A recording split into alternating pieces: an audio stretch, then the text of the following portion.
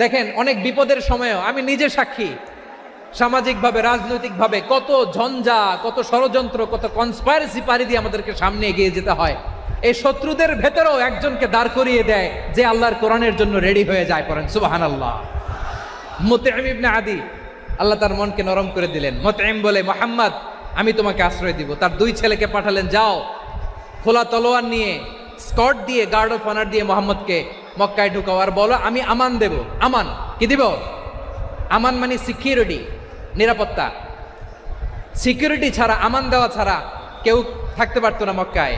দুই ছেলে বিষ্ণু ইসা ইসলামকে নিয়ে আসলো। নবী কাবার চারদিকে তাওয়াফ করলেন, নামাজ পড়লেন। আবু জাহেল, উতবা, সাইবা, ওয়ালিদ ইবনে মুগীরা সবাই দেখে, কেউ কিছু করতে পারে না। কারণ মুতঈম ইবনে আদি ঘোষণা দিয়েছেন, আমি মোহাম্মদকে আমান দিয়েছি, মোহাম্মদের গায়ে যেন কেউ স্পর্শ না করে। আওয়াজ করে পড়েন সুবহানাল্লাহ। নবীর এই বিপদ